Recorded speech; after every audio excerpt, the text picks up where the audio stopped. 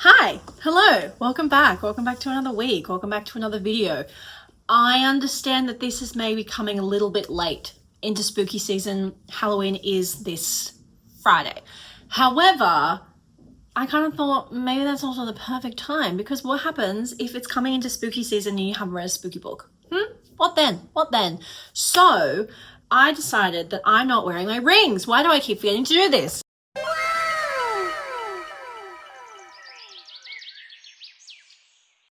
Anyway, so what I was going to say is, I know that for a lot of people, spooky things are like not their jam. They don't like horror movies, they don't like horror books.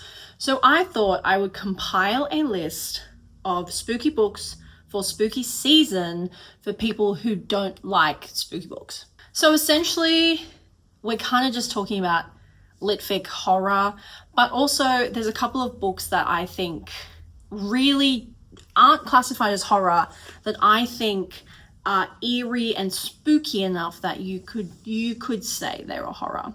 So the first book we're going to talk about is one that I read recently, which is The Vegetarian by Han Kang. This is like quite a famous book. It won the Booker Prize, I'm pretty sure, in 2013, I want to say. Also, if you can hear a leaf blower outside, I'm so sorry. They have been literally leaf blowing all day, which seems redundant because it's also super windy. So it's like you're just going to blow the leaves and then they're going to blow back. So anyway, I don't make the rules. I just live here. So The Vegetarian follows our main character, Huang Hai. I hope I'm pronouncing that correctly, who is like a pretty normal gal. She's a really, really normal, to the point that the first part of the book is told from her husband's POV, and he comments on how normal she is. That's one of the main reasons that he actually wanted to marry her. So they live a very normal, quiet life in Seoul, and suddenly one night she decides she's done eating meat. And not only is she done eating meat, she can't have it in the house. Her husband can't eat it. She tosses everything out, and it becomes a really big hullabaloo. It kind of sends her whole family spinning out. I guess, Korean families do have like quite a traditional patriarchal familial structure. Her family can't handle it. Her husband kind of loses it and ends up leaving her. And what starts as her wanting to kind of just live a more peaceful life because of a dream that she had kind of turns it into something a lot darker and much more surreal. It's quite unsettling, and you just kind of keep thinking like what actually happened to her. This book does a really fabulous job of teetering right on the edge of horror, but never quite getting there, if that makes sense. And the author also does a fantastic freaking job of towing the line of surreal and, to the point where you're never quite sure whether what you're reading is actually happening to the characters or not. And because of this, it does, in my opinion, become quite unsettling for you as the reader to witness, because you're always kind of like on the back foot and trying to work out what the heck is going on, and kind of questioning the reality of the world that's being crafted around you. And yeah, it just always kind of has you on the back foot and trying to catch up with what's happening in the book. The prose itself is also very dreamlike, which I do think adds to that sense of surrealism and not really knowing what is actually real and what's just a figment of the character's imagination.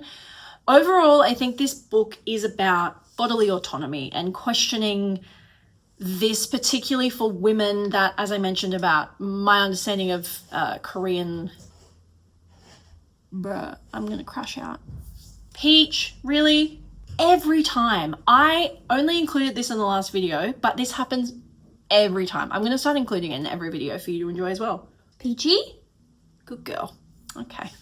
So overall, as I said, I think this book is about bodily autonomy, particularly for women, and particularly women who exist in these quite rigid patriarchal societies where it is like the very nuclear family.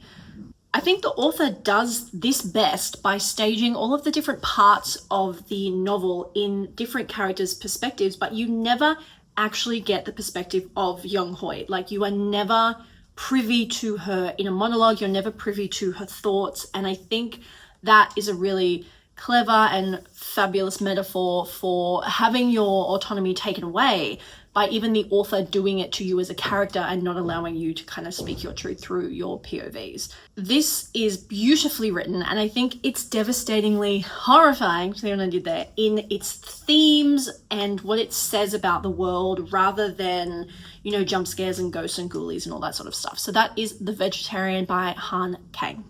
The next book I want to talk about is one that I read recently, and that is Strange Houses by Uketsu. I hope I'm pronouncing that correctly. This author's kind of wild. He like wears a mask and no one actually knows who he is, and whenever he does interviews he uses a voice changer. So to my knowledge, no one knows who this author actually is. So this book is a really interesting play on genre and formatting. It's about a writer who you never discover their name, they're just known as the author, is house hunting, or rather their friend is house hunting in Tokyo, and they come across what they think is the perfect place, but like there's some off things about it. So the friend contacts the author, who is the kind of central character of the book, and asks him to have a look into it. And pretty quickly the author, who also contacts one of his friends who's an architect, discovers that there's something a bit fishy about the floor plan of this house. There's like a random sealed off room, there's weird little void spaces that shouldn't really exist, and the general kind of feeling that this house and the people within it are hiding something. So the writer and his architect buddy start digging further into the history of this home, and they kind of uncover this giant mystery that you as the reader are drip fed and discover alongside the characters.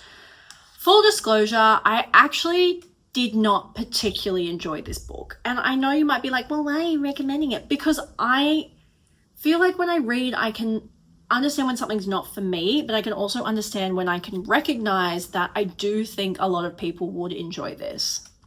I think what merits this inclusion in the list is the fact that, as I said, it plays with genre and formatting, in that some of the book is told through stereotypical POV, like action chapters, but a lot of the book is told through almost like a script, like just dialogue between the characters. And you will also get the actual floor plans, and you sort of see the floor plans changing and being pointed out to you as the character as the actual characters. It's almost like you are a character in the book, which I do think is really interesting. So while I personally didn't love this one, I think a lot of people would enjoy it and find it both unsettling in its content as you discover the mystery of this house, as well as the way that the formatting is set up to sort of give you much more of a actual like visceral idea of what they're talking about. I do think sometimes, especially you get this in fantasy books when they're describing like sword fights and there's all this action going on and you're like, I don't have a fucking clue what's happening. So I do think the inclusion of the actual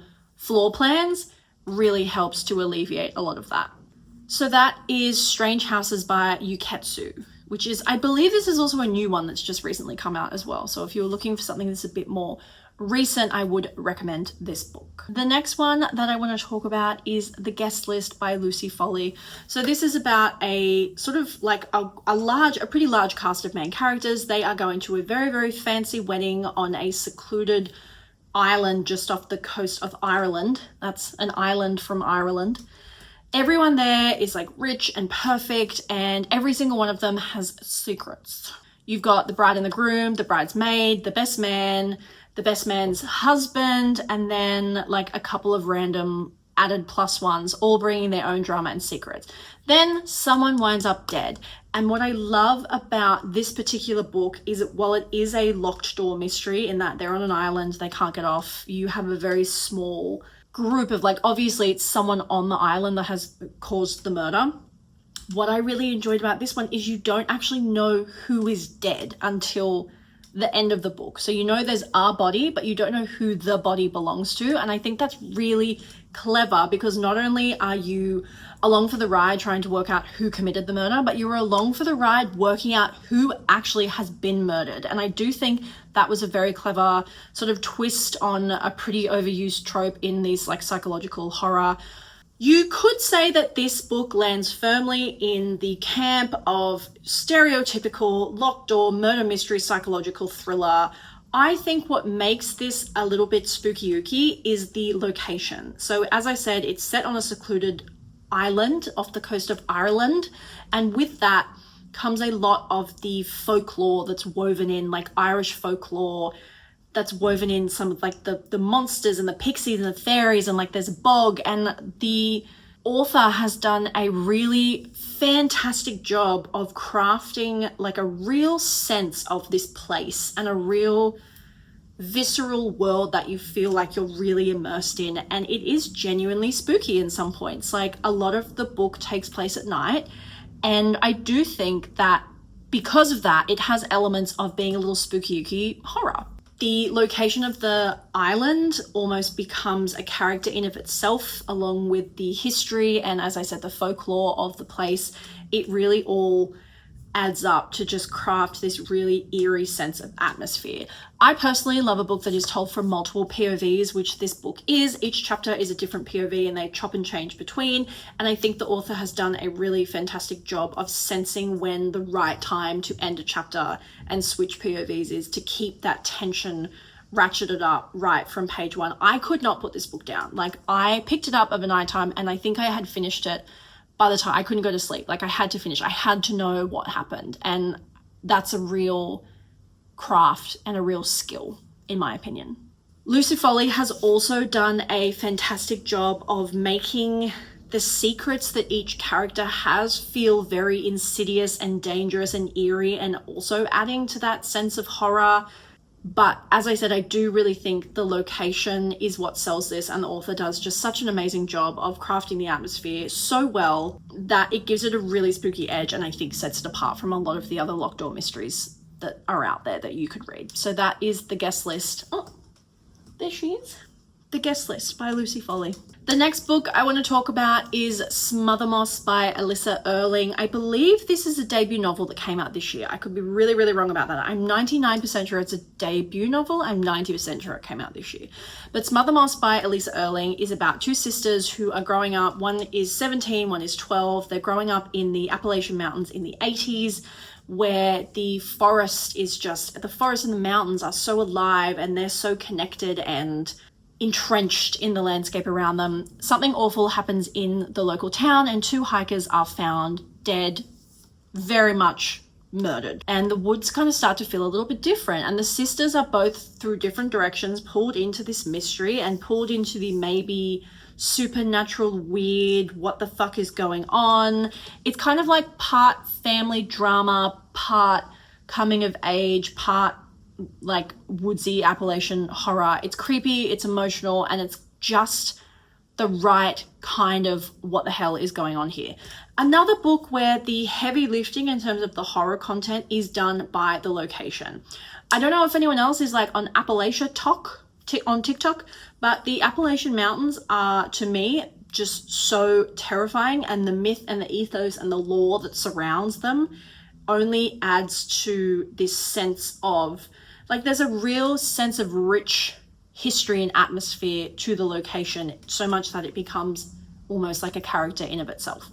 I love how the author does a really fabulous job of portraying the various types of weather that you come across when the characters are experiencing that hot, humid weather. You really feel it. The author has done a really good job of portraying that sense of atmosphere, and it's like you can feel that hot, heavy, humid weather on your skin. You can feel the rain. You can feel the intensity in the air. It only just serves to add to what is an already exceptionally crafted atmosphere of location. This is another book where it really toys with your sense of reality and will have you questioning how much of what you're reading is actually happening and how much is just happening in the minds of the characters that you're seeing the story through. And I think that only adds to the sense of horror, because it's not clear as you progress through the plot whether these characters are actually in situations that are really, really dangerous, or if this is like literally a figment of their imagination or a metaphor. You know, I love a good book that utilizes girlhood and puberty in horrifying nightmare scenarios as a metaphor for, like, you know, the violence of rebirth and self-discovery. It's honestly chef's kiss, 10 out of 10, cannot recommend this more. That is Smothermoss by Alisa Erling. The last book I'm going to talk about, because we are going to keep this little video, we're going to keep this one short and sweet, because if you're wanting to read some of these by the end of the week, you gotta get into it, so you don't have time to waste on this video. We're going to be talking about Graveyard Shift by ML Rio. If you have heard me talk about If We Were Villains, you will know how much I love ML Rio. I think they are an absolute fucking master at their craft, and I loved Graveyard Shift. It is so vastly different to If We Were Villains, but still kind of has that dark academia edge, which I really, really enjoyed, and I thought was probably one of the strongest aspects of If We Were Villains. So Graveyard Shift, we are in a small college town where a bunch of nighttime shift workers, every night they meet at the graveyard because it's the only place off campus that they're allowed to smoke. So they've got this ragtag group that meets up every night for a cigarette. There's bartenders, hotel clerks, students, and one of the characters is also an insomniac. And it's kind of, the beginning is weirdly cozy. It's like there's a weird sense of camaraderie of these five people, I think it's 5 people coming together from vastly different walks of life and for vastly different reasons, but they're all coming together in this like communal moment that they have every night. It's like weirdly wholesome and cozy. That is until they find a freshly dug empty grave. They're in the graveyard, there's just like a hole in the ground, which wouldn't be so weird if it wasn't like the middle of the night and the earth didn't look freshly disturbed. So one of the people there, who is a journalist, kind of starts spiraling and being like, oh my god, this is going to be my big story. So everything from there starts to unravel and all this creepy stuff happens. The secrets come out. There's like a little found family of misfits that band together to try and solve this mystery. This is another mixed POV book. And I really loved the fact that I love a book that's almost set in real time. So even though this book is very, very short, it is set over the course of one night, and you essentially follow each character almost in a sense of real time. It feels like the time you spend reading the book is the time that the characters have spent in the book, which I do think is a really fun and interesting way to read. You know I love a weird girl book. And this one is firmly planted in that camp, but the element of being set at midnight in a graveyard abandoned church obviously gives it a very spooky ooky vibe. Coupling that with the surreal, creepy, eerie nature of the plot, and this book has well and truly cemented its place in this video as a spooky ooky book for people who don't like spooky ooky books. That is The Graveyard Shift by ML Rio.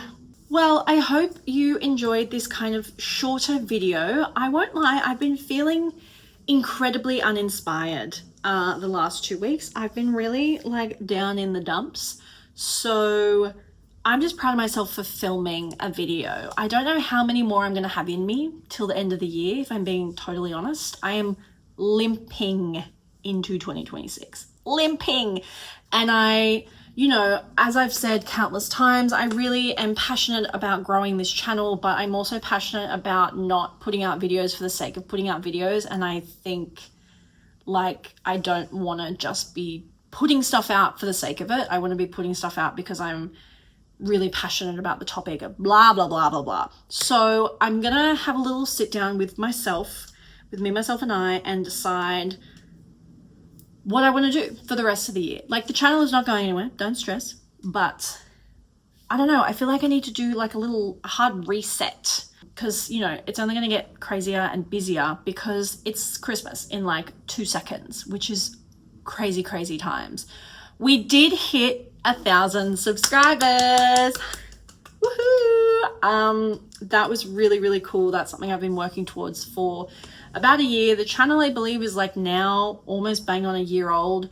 So I was really stoked that I got to 1,000. I know that there's people out there who grow crazy and have like 50,000 subscribers within the space of a year. You know, would that have been nice if the channel had gone bonkers and viral? Yeah, sure, it would have been nice. But I'm also quite happy plodding along, crafting a small but dedicated little community of book lovers that I can chat to and feel like I have my safe little space on the internet. So if you are watching and you're not subscribed, please do. You know, obviously onwards and upwards, we've hit 1,000 now. Let's aim for, I don't know what the next realistic step is, 5,000? 10,000? 2,000? See, counting every 1,000 just seems boring. So let's say the next goal is 5,000. 5,000 subscribers. Can we get there in another year? We'll see. We'll see. You know what'll help though? If you subscribe. So don't forget to subscribe, like, leave a comment. Don't leave a mean comment or I will cry. And I will see you in the next video whenever that may be. Bye.